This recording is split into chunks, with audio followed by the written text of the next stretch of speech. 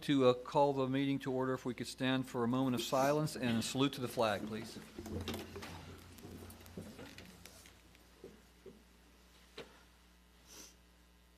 I pledge allegiance to the flag of the United States of America and to the republic for which it stands, one nation, under God, indivisible, with liberty and justice for all.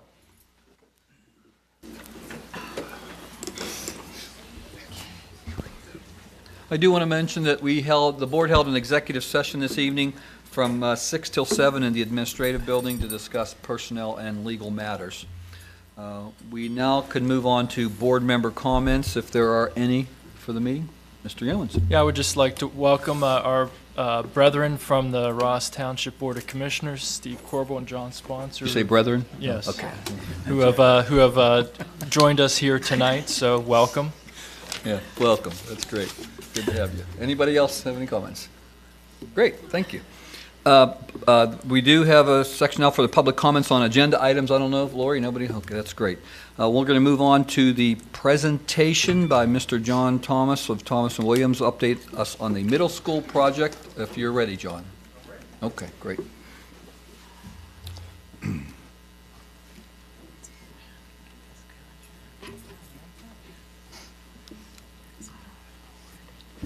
Good evening and Happy New Year. Thank you. Happy New Same to Year you. too. More good news on your project. One of these nights I'm going to get to come in with some bad news, but now I'm going to enjoy the good news. You'll recall the last time we talked, we had that delay with some equipment delivery back in September, and I saw that the contractors were gradually making that up. Now they've gone beyond making it up, and now they're moving ahead. Okay. So we for this period, we had planned to do the 4th sequence, and we planned to start the 5th sequence. We plan to complete the 5th sequence and begin the 6th sequence. So what has happened is we've done all of those, started the 6th, and we've moved ahead with doing the packaged through-the-wall air conditioning units, and also installing the security cameras. So we have moved ahead significantly. Next period, we're going to complete the 6th sequence. That should be coming up any day now. Begin the 7th sequence. So we're really moving ahead. And I think by the end of these renovation sequences, we will find ourselves at least one sequence ahead. So we'll be about 1 month ahead minimum, probably a month and a half by the time we get to the end of the renovation sequences, which is a good position to be in. Mm-hmm. And most of the projects that we see going on, you're never ahead, you're always behind. So it's good to see that we're ahead. And here's what that looks like. If you look at the way here's the first one where we were behind. The black was extending over the red. The orange one, we got a little bit better. By the time we got to the yellow one, we had done that in about 3/4 of the time that was allotted. Got to the 4th one, did it in half the time allotted. Here we are, we were supposed to originally start this gray phase.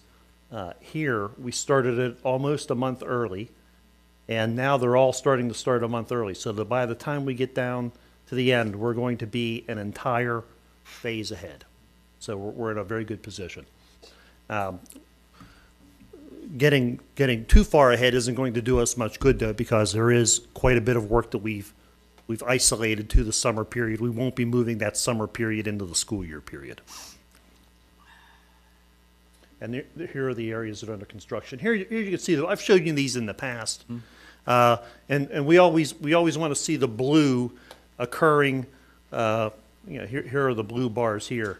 We always want to see these blue bars occurring somewhere around where the gray bars were planned to occur.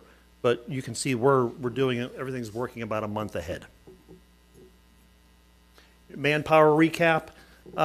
I guess the best way to characterize the manpower, they've really hit a rhythm with the way they're working. they've got a good solid force working, and they're sticking with it. So not a lot of change in the number of man days per period. Payment summary, even though the work is moving a little ahead of schedule, the payments are a little behind, which I'm sure Mr. Hall is happy with. Not much makes him happy, but it's, I guess. That's one of the things that makes him very happy. Here we have an overall summary of the budget. Everything's intact there. So note down at the bottom on this, that note usually isn't there. I wanted to draw your attention to it and remind you that I did have that rather large change order that I brought to you last time to relocate the chiller that we drew from the movable fixtures and equipment account. And the way we're showing that in our report now is we've actually taken the movable fixtures and equipment allotment and we've added it to the contingency. We don't expect to spend the whole contingency. Do have a couple more change orders here for you tonight. First one is, I don't know that this was absolutely necessary, but it's a nice feature to have. When the engineer did the drawings, he had planned on not doing a special damper in certain types of units because he normally doesn't do them. And most of the units were horizontal units that were inside the building. We didn't have to worry about freeze-ups, but there are a few that could be prone to freezing. So we got a very good deal on these additional damper pieces. They're normally about $500 per damper. We're getting them for about half price, so we thought it was a good deal to go ahead with this. You get a little bit of extra freeze protection. So this is a damper that opens and lets air inside the building recirculate around the coil to prevent your freezing. So that's $7,653.66 on HC007, and I'm recommending that you do that. The next one is a credit, and I don't know how we missed this one, but somehow the engineers had specified galvanized rebar, which is almost extinct. Everybody uses an epoxy-coated rebar. So that's the green rebar that you see when you're driving down the highway. So that's a savings of $1,435. We're recommending you take that. And then also, this is something, I'm not sure what they were thinking when they did the spec for this, but they had the package through the wall units. It's like a hotel unit, like you would see in a hotel room. And there was an issue with the way the manufacturer provided these with plugs. So that they plug in instead of being hardwired. Your old ones were hardwired. So the ones that were specified were plugs. And that's going to be a change order in the electrical, but this one is to give you a little added feature to control those packaged through the wall units through your central system instead of just the way you would control them in your hotel room. These are primarily in the office areas. Mm-hmm. So that's $4,790.33. And then the final one is the one for the changing the power of those units from being a hardwired connection to having an actual receptacle where you plug them in. And again, that was to avoid having a voided warranty on those pieces of equipment. That's $5,086.72. Anybody have any questions on change orders? Again, we're doing very well with the change order spending against the contingency, even to the point where I'm recommending some value enhancements here. A couple photos, and again, this is gonna start looking a little familiar to you because just about every room looks the same. But you can see that the rooms that they're not. We're not partially done with the work in these rooms. If there are punch list items, they're almost unrecognizable. Because the work is being done so cleanly as we go through. So when they're finishing these phases, they're not leaving a bunch of incomplete work items behind. They're getting it all done as they go. Here's one that's this is one that's in progress. When I bring it in next time, it'll look like It'll look like this photo. Again, here's the cabinets beside the upright unit ventilators. You can see the diffuser there, so now everything's being pumped, the air is being pumped out through diffusers instead of through the unit. And this is one of those things you don't see when you're walking through the building because it's buried above the ceiling, but it is a big accomplishment for the contractor getting all the insulation on the chilled water pipes. There's another unit getting set in the next upcoming phase that's, just underway now. There's one being lifted to the roof. That's all I have. Any questions? Mr. Nudie? Mr. Nudie? When you lift that, where does it go? Onto the roof, or does it go into inside the building? That one, let's see, which one was that? So, ventilator that's going inside the building. How do you access that? I'm not sure. I think they're going up onto that low roof, and then they take it across and they go down somehow. I'm not sure why they were doing that. Are there any questions? That looks like a horizontal one too. Are there any questions on the change notices that are discussed? Being none, I'd like to make a motion that item 1 under support services be added to the legislative meeting agenda for approval. Second. Thank you. Thank you, Mr. Thomas. I did want to note one more Please. thing, not with the HVAC project, but tomorrow we're getting together with the planning team for the libraries to have our kickoff meeting for starting the planning for Oh, it. good, okay. So next month I'll probably have something to add with the status of that design. Okay. Okay, thanks Thank you, everybody. John. John, Thank you. What time is that meeting? And where? 8:30 at the high school. And who's involved? Who's at the meeting? I got an invitation, but I'm not sure who else Jeff invited. I'll be there. John Kreider will be there. Elizabeth Spicer is our curriculum leader for library, and Sandy Miller, our librarian. Okay, No thank you. board members invited. And the architects. All right. Okay. Thank you. Thank you, welcome. John. Okay, we could move on then now to education. Arlene? I have to find it. Okay. It's on your iPad. Thank you, I know that. All right, there are very few things on the education agenda. Number 1, the Environment Education Grants Program application. Are there any questions about this? There being none, I'll move on to make a motion to add the education items to the legislative meeting agenda for approval. Second.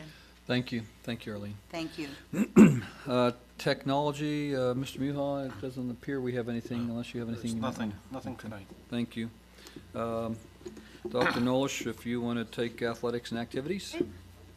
We actually have one item tonight, and this is the contract with Ross Township for off-duty police support. And this is our annual renewal of their contract. We use the off-duty police for traffic control and other kinds of things during district events.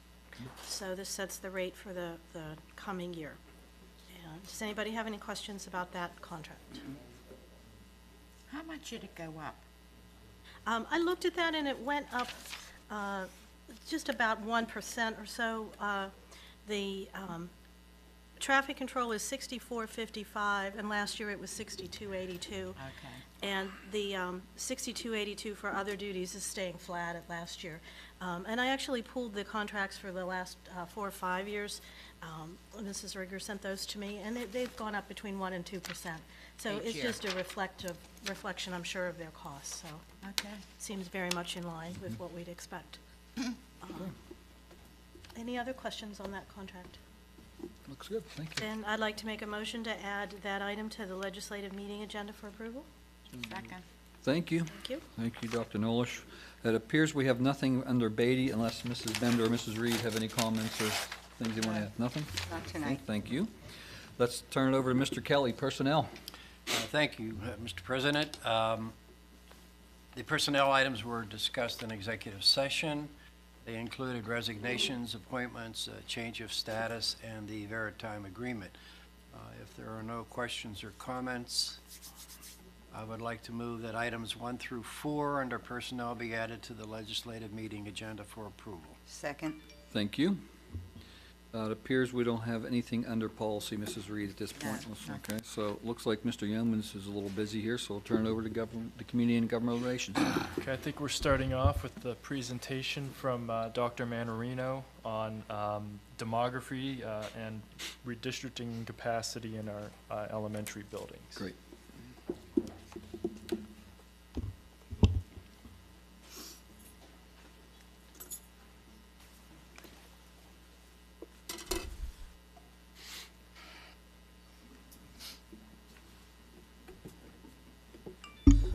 Okay. Thank you, Mr. Yeomans. We met as a committee of liaisons on Monday and discussed pretty much the entire presentation that I have here. I mentioned a couple of years ago that based upon the way the boundary lines were drawn for our redistricting plan in 2010, that we were going to have to take a look at this every 4 to 5 years.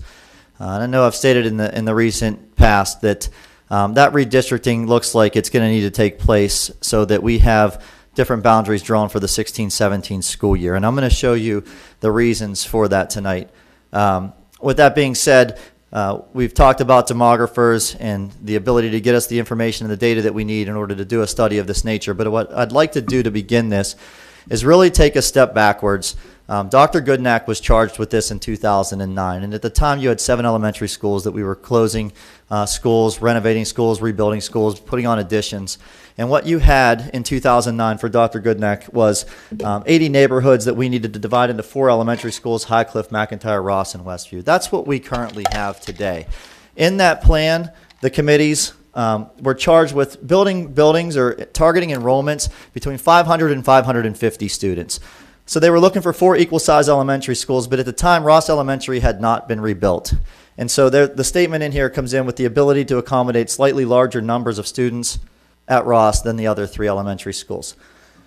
This is the enrollment comparison data from 2010, which was the year that Dr. Goodnack put that redistricting plan into place, and where they currently are today.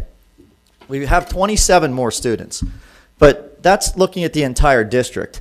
I'm going to show you broken down where those 2,234 students exist within our 4 buildings. At the time in 2010, we were running 104 classrooms, and I'm going to show you how 27 students results in a decrease in 2 classrooms also. Average class sizes at that time were 21.2. We're at 21.9 students. That's an extremely healthy class size average for our elementary schools. And I know, looking at my colleagues who are superintendents in other districts, they're much higher than that number. So that's a very healthy number. It's a number that I'm personally proud of. And when you see the 500 to 550 student charge that Dr. Goodnack was given is the first column. Those were the realities of those lines that we currently live under in 2010. You had 564 students at Ross, 546 at McIntyre, 561 at Highcliffe, 536 at Westview. Now, what's happened in those last 4 school years is a shift toward the Ross and McIntyre enrollment areas as students have shifted out of the Highcliffe and Westview area. So when you look at this, we have 95 more students at Ross now than we did when we drew those boundaries, 25 at McIntyre. We're down 77 from the students that we began with at Highcliffe, and we're down simply 16 at Westview. So you can see where those boundaries that were created in 2010 to meet that goal of 500 to 550 student elementary schools worked well, but different areas of our community are growing faster than other areas, which is now creating the issue that I'm facing as superintendent as we move forward. This is a classroom utilization and a vacancy comparison. These buildings were designed and rebuilt with a specific number of K-6 classrooms. And we're not talking about gifted rooms, and we're not talking about small group rooms and special purpose rooms, special education rooms, reading reinforcement rooms. We're talking about classrooms that were built for us to operate our K-6 operations in. Ross, as we said in the first slide, was built a little bit larger than the other 3 buildings. And we know Westview was our high school at one time, and as the North Hill School District was one of our junior high schools, and it is a little bit larger. Ross has 32 classrooms, Westview has 29 of those K-6 classrooms for us. Highcliffe and McIntyre, through their additions and renovation projects, were both built with 28 classrooms. So when you look at our district as a whole, we have 117 classrooms that are available to us to teach students in the grades K through 6. In 2010-11, those 104, and you can see how they were divided out relatively equal. You had 26, 26, 25, 27, and the parentheses with the green is the simple math problem that's telling you how many rooms are available in that school at the time. And so now if you fast forward to the last column, this is what I'm staring at as we begin to look into next year. Now this is this year's numbers. You have 30 classrooms operating at Ross.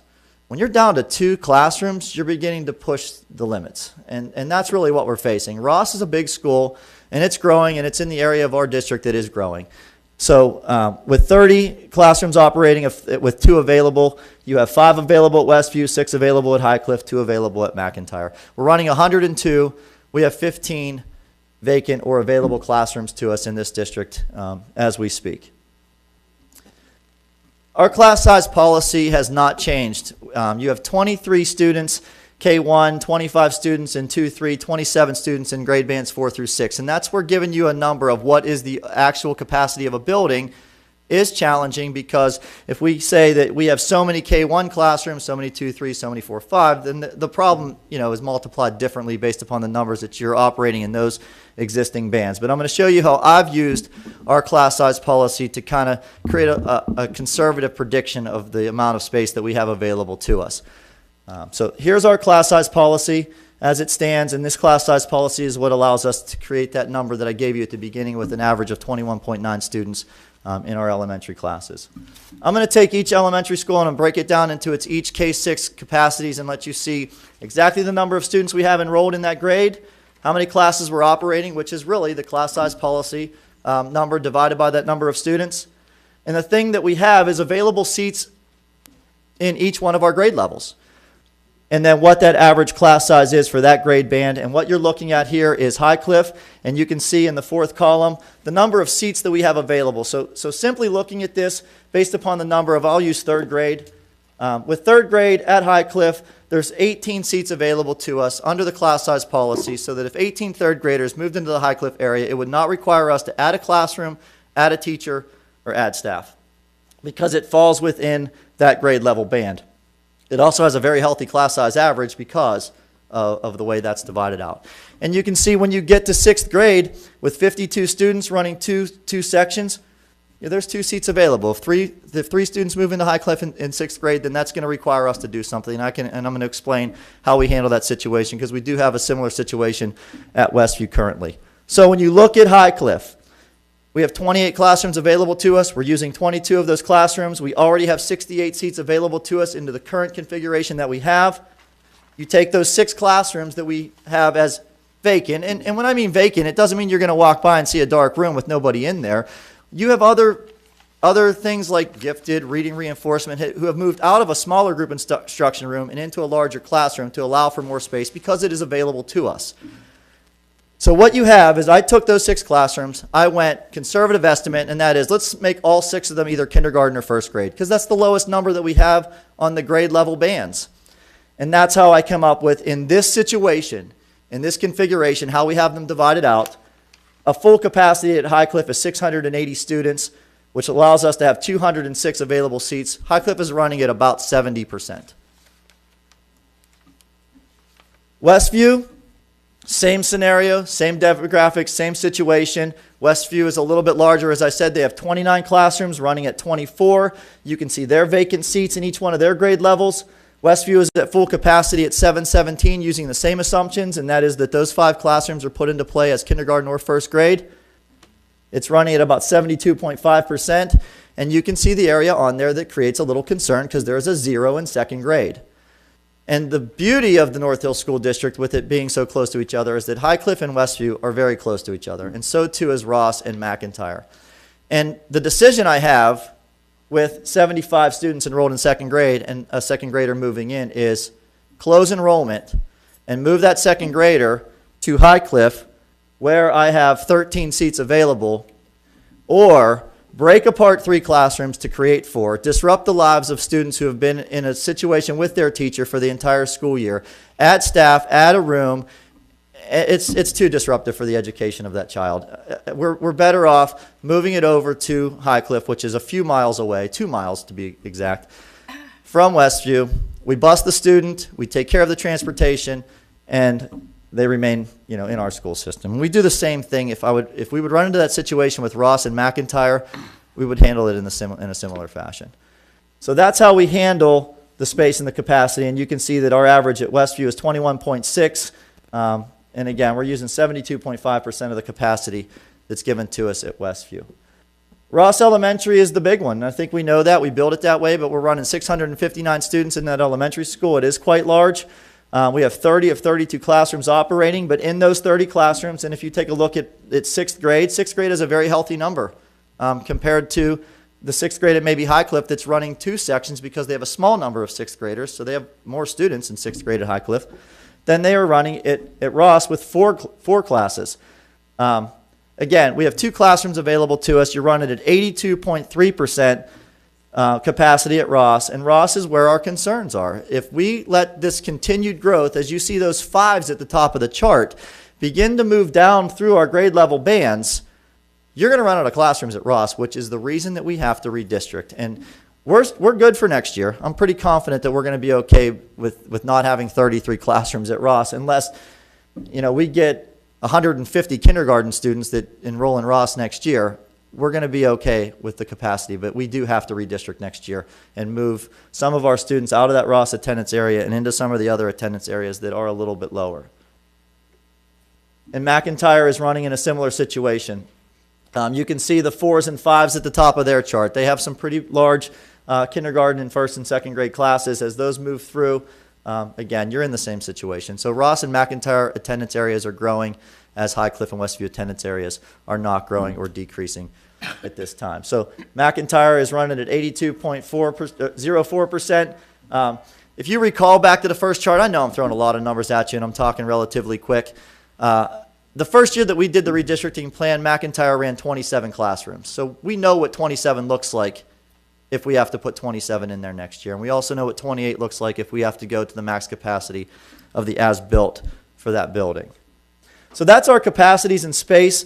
You can see that we have seats available to us in each of the grade bands with the exception of 2nd grade at Westview, and I've showed you how we handle that with the 13 2nd grade seats available to us at Highcliffe.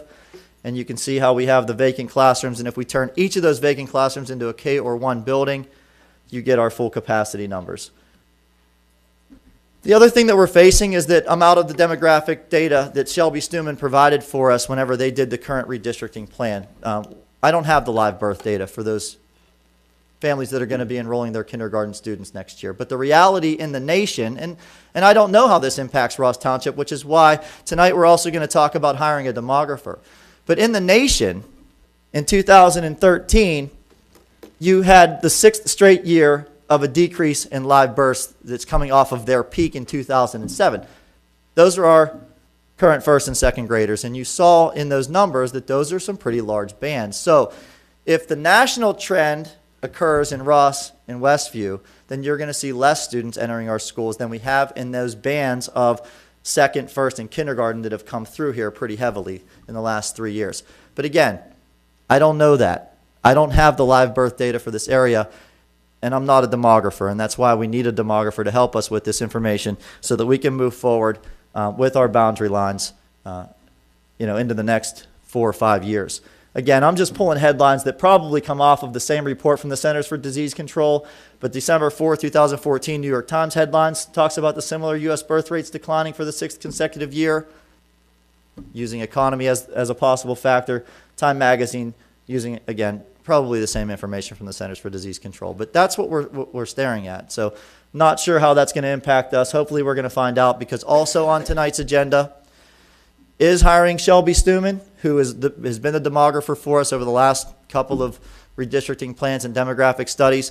Dr. Stuman does a lot of work with school districts in the area and is an expert in the area on this type of information that we're going to ask him to develop for us, as we can then have some information about our true demographics, live birth, how they impact our census tracts, how they impact our neighborhoods in Ross and Westview, so that we can move forward with a redistricting plan for the 16-17 school year. So that's going to allow us to have all of this year and the majority of next year to work with a redistricting plan under the leadership of Mr. Yeomans, who is our chief liaison for intergovernmental and community relations. And I felt that that was a perfect place to do something like this type of project, because That's what it is. It's community relations.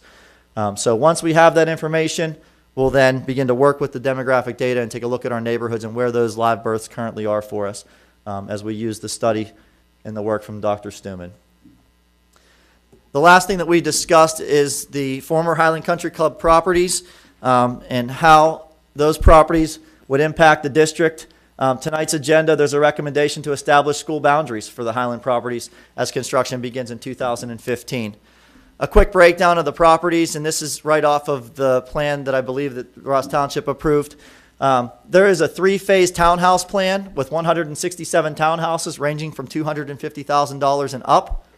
It's 3-phased into 34, 73, and 60 houses. This is not a full 167 build in 2015, but it is a phased-in project. It has a similar phase behind it that is a housing plan with houses beginning at $380,000. It too is a phased project, not 134 houses to be built in 2015. It's phased out by 19, 31, 39, and 45 houses. Not certain how long it's going to take for a full build out. I'm certain if sales go well, this could build out relatively quick. And if they don't, it could be relatively slow. So those are the things that we don't know, we can't control. But what I did was I took a look at what can a townhouse development of 167 townhouses due to the North Hill School District. What's that impact going to be for us? So here are the townhousing units that we have in our community. Basically, you have 1,046 townhousing units. There's 63 students that we have in our district in K6 that are coming out of these townhouse units. It's a 0.06 ratio. If you take the 0.06 ratio and you apply it to the 167 that's going to be in that Highland property, you're looking at 10 K6 students. And I think you saw our capacities. We're able to handle that. We're able to absorb those 10 students. There's no doubt about it, regardless of whether they're all in the same grade level or scattered about the K6 grade levels. But I also wanted to dig it deeper. And if you take just those housing developments that are $160,000 and higher, knowing that the Highland properties will begin at $280,000, you're down to 0.02 is the ratio, and 3 students are coming out of housing townhouses that are running in that range. So realistically, we're looking between 0 and 10 students based upon this type of information coming out of the townhouses. The Highland plan, as I said before, is split. It's really in 2 neighborhoods. If you really take a look at the map, the way it's drawn up, the townhouses are across the top of this map. The housing plan is more of that bug-looking beast through the middle with the eyes and the 2 cul-de-sacs. They are 2 distinct neighborhoods. You don't access the houses through the townhouses. The roads do not connect. They are both closed cul-de-sacs coming off of Highland and onto, I think it's Gas, Dave? Yeah. So my recommendation tonight would be to assign those townhouses to Highcliffe and assign the home sites to Westview. This whole side of the map is Westview Elementary, and this bottom section is Westview Elementary. If you look at transportation and bus runs, the Westview bus run comes right up here and then down Highland.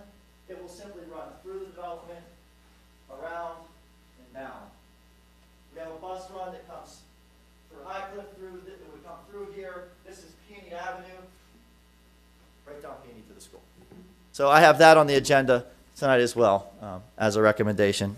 And again, those were all of the things that were discussed with the liaisons of the Intergovernmental and Community Relations Committee. Any questions from board members? Great. I just had a question. Redistricting is not unique to us. I know that recently I just read that Plum was looking at redistricting. So would it be pretty normal for these schools to also get a demographic study? It's funny you say Plum. I went to graduate school with Dr. Glasspool, who's the superintendent at Plum, and he actually called me a few years ago and asked me for a recommendation for Shelby Stuman. Shelby did their demographic study. So yes, it's a lot of what school districts that are doing redistricting are going to do. And again, we don't have the live birth data readily available to us, and we're not actuarial or mathematics statistical experts to be able to create models to give us an assumption like they are. It's what he's an expert in. And even the email that I sent to Dr. Stuman, I've relied heavily upon his work over the last couple of years as I was preparing for the next school year because I had demographic data from him. But we are now to the point where those humans weren't on the planet when he did this study. So now they're in the speculation areas of his study, and I need to know live birth. What do we have and where are they? So for the edification of the community and for the reporters that are here, can you just give a brief walk through the rough timeline of getting the, we're going to approve Yeah. this contract with Shelby Stuman tonight, Yeah. but the timeline of him to do his work, provide his results back to us, and then moving on from there. Yeah, hopefully approval at next Thursday's board meeting to hire Dr. Stuman. At that point, there's a list of things that he is going to need from Dr. Hall, from Mr. Hall and myself, as we will put that information together and get it to him. And then he will work closely with Mr. Hall and myself throughout really the next 6 months. And the finished plan for that demographic study is early June of 2015, and that gives us the summer the opportunity to go through the data, place them into the specific neighborhoods as we had it divided out with our last redistricting plan. I thought that was a wonderful way to do it, and I think it makes a lot of sense to move them into those neighborhoods so that we know specifically now where those students are located as we look at what school those boundary lines need to encompass. And then at that point, you and I start to work on the committee with the community members and involving members of the PTAs, the PTSOs, and I'm meeting with them next week to see if we can begin to drum up the interest from our schools with their school leaderships, and really look to have a plan in place either when we get to October, November, December, latest January, February of next year, so that when we get to the 16-17 school year, people know well in advance where their school is going to be. Now, not stating objectives up front with this, but my personal objective is to impact as few students as possible when we redo these boundary lines. And we know where those growth areas are going to be. We know what our schools can handle. But if we can find a way that this impacts as few neighborhoods as possible and as few children as possible, then I believe it's a win-win for everyone. Thank you. Okay? Thank you. So with that, any other questions? So with that, I would make a motion to add the community and intergovernmental relations items 2 and 3 to the legislative meeting agenda for approval. Second. Second. Thank you. May Thank you, I Mike. say Sure, something, sure. please? First of all, Mr. Yeomans, relative to the community and intergovernment relations, okay, first of all, I'm very happy to be a part of that committee right now, and it's very important to me. I was just wondering, we have a liaisons with Ross Township, with the commissioners. Is there a reason, and I can't even remember ever doing it, but having a liaisons with Westview? Because we're North Hill School District, and we're comprised of Ross and Westview. And I know there are going to be times that we will just be dealing with Ross in certain situations, but then there are also times that we'll be dealing with Westview. So I just wanted to throw that out and get your opinion on that. Yeah, I think that's a good point, and if you have any suggestions as to how to approach Westview to engage them, that would be great. I know we have a meeting coming up of our committee next week with some Right. of the representatives from the Ross board on Right. the business and mercantile tax issue, and an issue that if we move forward, we're going to need to include members from Westview Borough It as will well. impact Westview. Yeah, absolutely. Okay, so then maybe we could contact Bruce Kim Steele. She is the president of Westview Borough. Okay, excellent suggestion, thank you.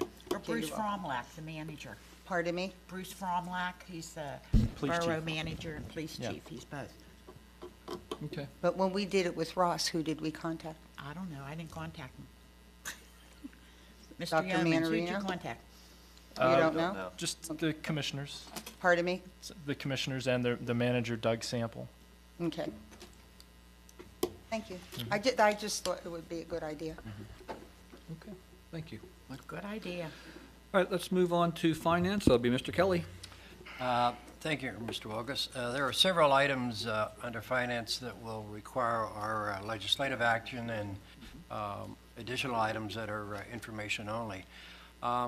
We have general fund bills and construction fund bills and the budget transfers that will require our action, and payroll for the month of December 2014. So are there any questions or comments on those 4 items before we move? No. Okay. Also, there's Resolution 2015-1, which limits the tax increase under Act 1. We could have Mr. Hall comment if you have any. Dave, you might want to give us a quick review of that limitation. Under Act 1, the state computes an index and basically limits school districts to that index as far as a percentage increase in their real estate taxes every year. But above that index, there are certain things that you can raise taxes for called exceptions. For example, the pension cost increase is an available exception. And then beyond that, you can raise taxes even further if you go off for a referendum. The act requires you to say, basically in this time of the year, whether or not you intend to apply for any exceptions or apply for a referendum. And if you do, then you have to submit a preliminary budget to them. But if you do not intend to ask for exceptions or a referendum, then you pass a resolution like this, and at that point you are limited to the Act 1 index. So that's all this resolution does, is limit the school board to increasing their taxes by no more than the index for 2015-16. Does not commit you to raising taxes at all, just limits the amount that you're allowed to raise them. Thank you, Dave. I was just going to reiterate that passing the resolution doesn't mean that that's what we're increasing the taxes. Right. It just limits us to that set figure, which is set by the government. Also, we have a copy, paper, and dual purpose. Any questions or comments on that? Just for your own edification, I talked to Mr. Hall about that, just because I've always been interested in making sure that we have some control over the amount of paper and things of that nature that we consume, and he has assured me that we have in place the proper procedures and checks and balances to keep that under control. Performance for audit of North Hills School District. Any questions on that? And then 2 informational items, the summary of revenue and expenditures general fund for November 2014, and revenue summary for 2014 as of November 2014, which is unaudited. If there are no questions or comments at this time, I would move that items 1 through 7 under finance be added to the legislative meeting agenda for approval. Second. Thank you. Thank you. Thank you, Mr. Kelly. Welcome. I think now that pretty much covers the agenda items. We can now move on to additional public comments. And Lori, I don't know if we have some folks that are signed up. Okay. Did you need your change? You did that afterward. Okay. I thought we did, but just wanted to make sure.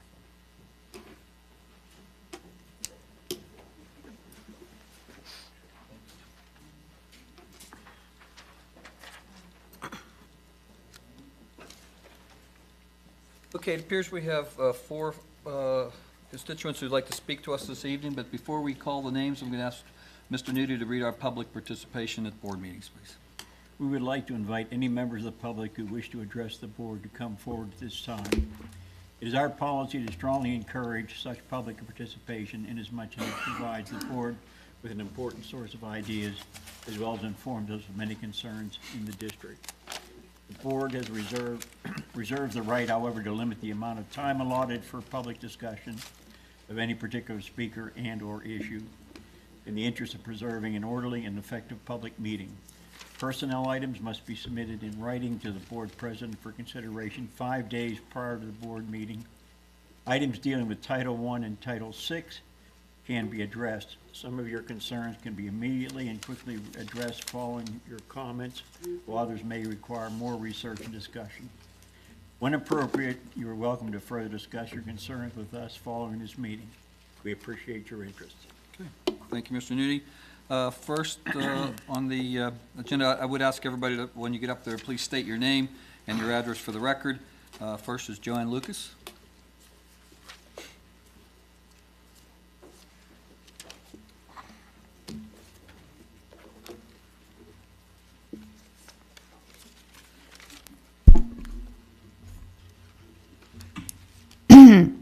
Joey and Lucas, 111 Anchor Avenue, across the street from Seville School.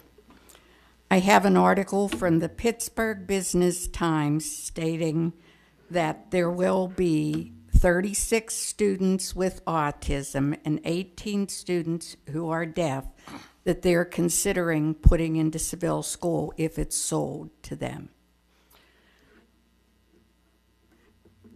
I can only tell you that since my name has been in the paper, so many people have informed me of the terrible things that happen at Presley Ridge School that I can't believe it.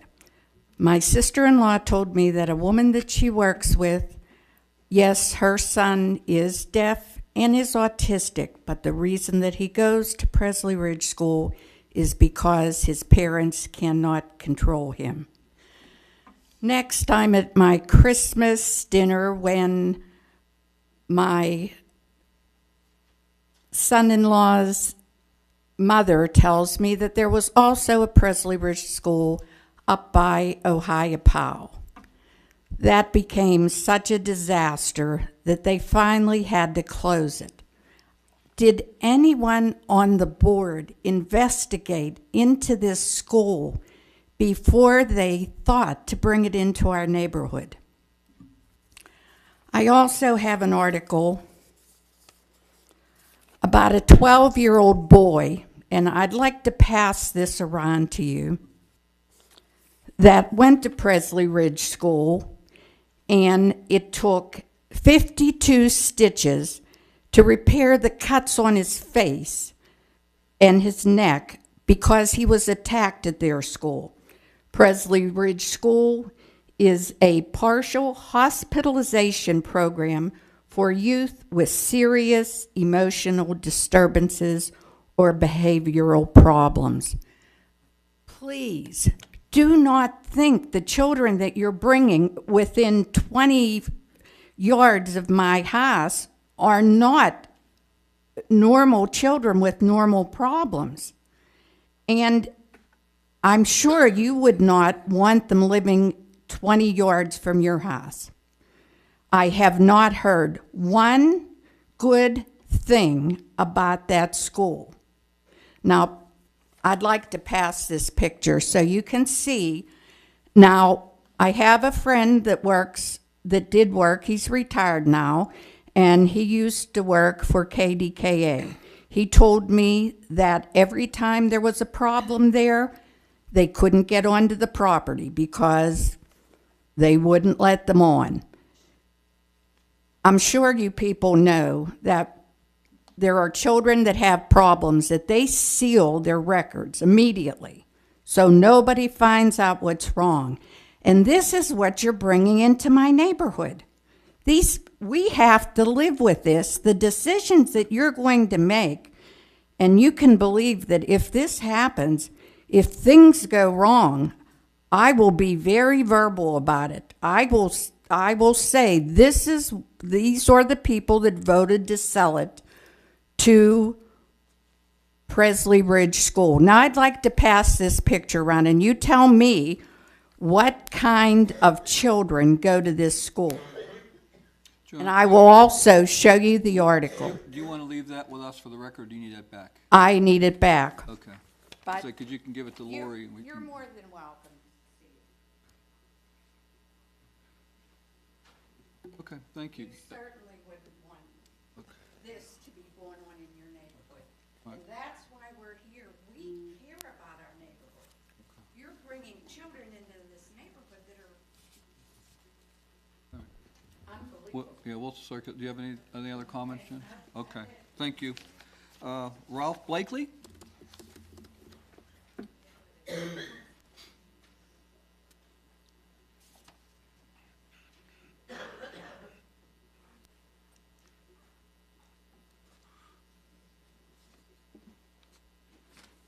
My name's Ralph Blakely, 420 Bascom Avenue.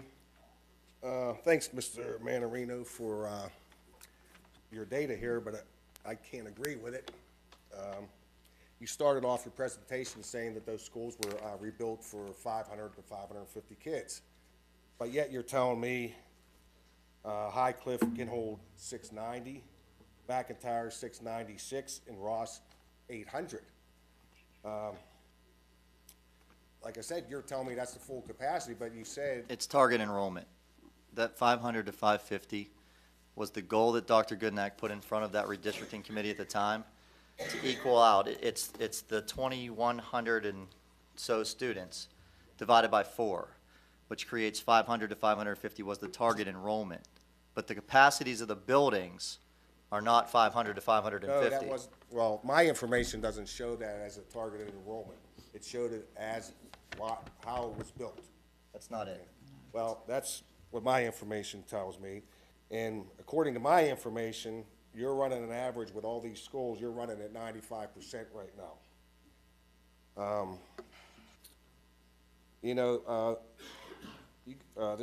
The predecessors here, they closed 3 of 7 schools. That's a lot. But, it's a lot of schools to close. But they kept Seville as a backup, okay? Knowing it was probably gonna be needed, okay? And you guys still don't know what's gonna happen here or what's coming, okay? And those guys decided to even keep Seville before they even knew about Highland Avenue, the project there, and Cemetery Lane. They kept it before they even knew about, that wasn't even in the picture then, okay? Okay, and the thing was with Seville, when they closed these schools, Perrysville and Northway were on the list. Everybody knew Perrysville and Northway was gonna close. And right at the end, about a month before the meeting at Seville, we found out a month before they said they were gonna close Seville. They threw it on the list right at the end. Okay, that's 3 of 7 schools you closed, and they kept Seville for that reason.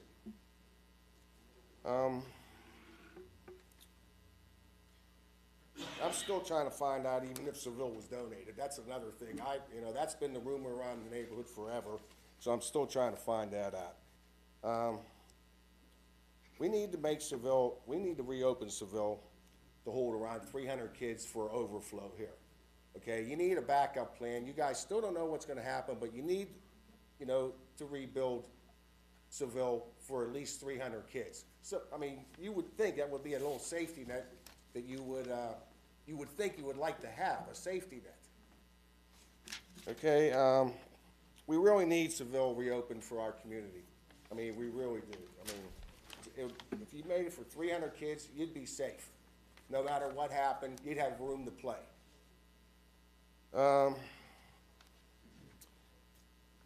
And another thing, you guys you're talking about selling Seville, and you finally come up with some numbers here, which I totally disagree with.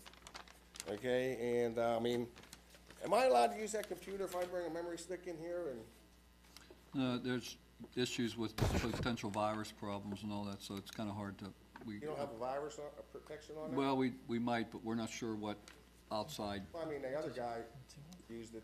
Well, that's a school. It's a part of the school contractual arrangements. Okay, so I'm not allowed to use it.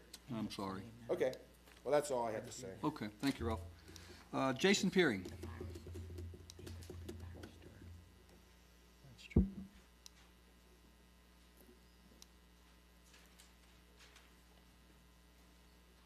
Jason Peering, 108 Upper Drive.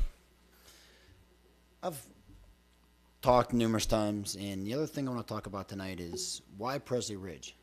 And I'm asking this out loud, and I'm hoping I get an answer. Why? Can you take me through the history of Presley Ridge? How did this start? I went through all your agendas. I tried to find some information about this. It seems like it's been hush-hush for a while to finally community members start knowing about this, and that's how I found out about this. my own community of Seville, we found out. So I'm asking, if you can please, how did this Presley Ridge contract, how did this start? Can you just give me the background information you Yeah, could, please? they approached us, I don't know exactly what date, but it was all made public. If you look hard enough, you'll find that it's Okay. not really hard to find. It's in the meeting, I mean, I was going through your agendas. I was looking Yeah, through your it's information. there, it's there. But anyway, long and short of it is that they came to us and asked if they could at least buy some time to see if the school fits their needs. They weren't asking for us to sell the school to them, but they asked us basically in a contractual form to say, if we give you money up front, would you be kind enough to give us an opportunity to do our due diligence to see if the school even fits our needs? But there's, you know, we've said this many, many times over and over, and I'm gonna say it again, there's nothing in the contract that says we have to enter into any negotiations with Presley Ridge. Absolutely. I know that. I know that part. I just want to go back. That's how it came about. Okay. And only because nobody else was knocking on our door to buy it either. I understand. So My aspect is, was it a majority of people had to vote for that to happen? Yes. On school board? Sure. Am I willing to have those names? I'm sure you can if you look it up. I don't remember exactly what, Mr. Youmans? So, Oh, okay. so you open up Yeah. the discussion of saying, yes, we're considering allow them to do. Yes, yeah, it was just a Okay. matter of a discussion thing. There was no obligation to sell them. There's no, any new news till, we won't hear any news till January 16th, am I correct? Is that the date? I think it's the 22nd or 23rd, I think it is. Okay. Yeah. So, I mean, my biggest concern is then if you nine, even though Jeff doesn't show up to meetings, I've been to more meetings than he has been, I'm on the school board. And looking at this, which that's a different story, I think it's ridiculous. But looking at this issue, you nine represent us, correct? In our area of Seville. And if us as neighbors and voters are telling you this is a bad idea, why I mean, I get you're allowing them to look at the land, see if this is right fit for them, but it's really not a right fit for our neighborhood. You know what I mean by that? I'm not trying to be, looking at this side, but really, anything you type on Presley Ridge, I mean, and I'm an educator, you look up information, you're not getting great information on Presley Ridge. What I'm asking then is really looking at the sense of that whole area. If you look on the county website and what that area is worth and how much land's there, is that the only idea you have of building is Presley Ridge? And I understand that it's sitting there, and I know other people want to save the school, and it looks like you won't save this school. But why Presley Ridge? Why? If you can please answer me. I mean, I know they're the only ones that came up to you, but it's, if some other people came up to you and said, hey, I want to build this, would you listen to them the same way? Certainly, sure. Yeah. So, Yeah. and I'm looking at these other notes, and this is something about the class sizes. Does that take consideration of every special ed classroom? No. Every pull-out room? So is your average classroom size for regular ed, or is that for? That is, I'm just going to pull one of them up. There's 64 kindergarten students at Highcliffe. Okay. Those are 64 students, regardless of IEPs, and I know you understand what I'm saying. I'm not trying to do educational jargon. 64 kindergarten students are enrolled at Highcliffe. Okay. We are running 3 kindergartens with those 64 students. Now, certainly some of them are pulled to special ed. Well, that special ed teacher is not counted in that number. This is 3 classrooms of kindergartens, and it comes up with a 21.3 for that. So we are running in our schools 102 classrooms in the 4 put together for our entire elementary population. And I know what you're asking me, and some school districts tried to decrease that number by then counting, well, we have 147 elementary staff members for 2,000 students, and that is not what I did here. I did these are the classrooms, K-6 we operate, did not count the support staff, and some people even count librarians, nurses, to get that number down. I know, and that's why I did not do that. I did, here's our population, here's our classrooms, simple division problem. Perfect. Okay, and then I mean, that's basically it. I mean, I'll coming back, and I really want to hear, and now they do come back to you with the information, whatever it might be with Presley Ridge, going back to them one last time. Are you going to present this to the public, or is this going to be in the room?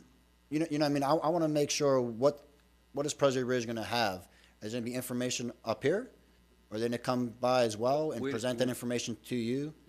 I don't have an answer for you. I mean, at some point, if we decide that it's even worth negotiating with them, they will certainly come here and address us publicly. Okay. If it gets to that point, even if it gets to that point. Okay. I mean, it just, to me, it bothers me because it's in my area, and if it's a negative, there's no positive at all.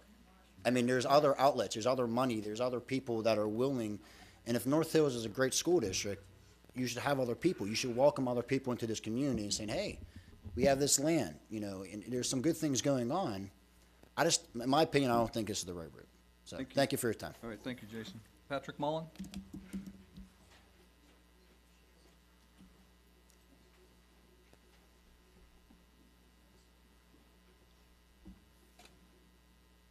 Good evening. My name is Patrick Mullen. I reside at 315 Jacks Run Road in the 7th Ward of Ross Township. I'm here this evening to try and put a new spin on this process of selling or keeping Seville School. We all know it's been combative and sometimes contentious, but that is because these people in that area that live near or are part of the Seville School District only want what's best for their families. They're concerned with the sale of this school to Presley Ridge, that their neighborhood, their homes, their prices will go down.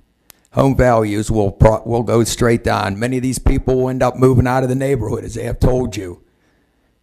They'll bring problems into the neighborhood that they don't need. So you can understand their frustrations of this process. They only want the right thing to be done with this school. You have had a great number of reasons not to sell Seville, and most of them are good arguments. We understand you have a very hard decision to make, and we just hope you make the right one. I have family that live in the Montour School District. They just had this same problem. It was in the paper probably 2-3 weeks ago. You said you're looking for another option. They had the same problem out there. They were selling one of their schools. The people rose up against it. Somehow the school board and the parent groups got together, and they reopened this school as a preschool, kindergarten, special ed school. And that kept the school available in case they needed it in the future. Could this be an option for Seville? No? Not at this time. No? Just with the space that we have, it's just not financially feasible to have that as an option at this time. Okay, thank you. Sure. Thank you, Patrick. Okay, thank you all for coming and speaking your piece. We appreciate all the comments. We certainly do take those all into consideration, and probably with respect to the whole thing, we probably won't have anything per se until after our arrangement expires there at the end of the month, basically. So we need a motion to adjourn. So moved. Thank you. Second? Second. Meeting adjourned. Thank you.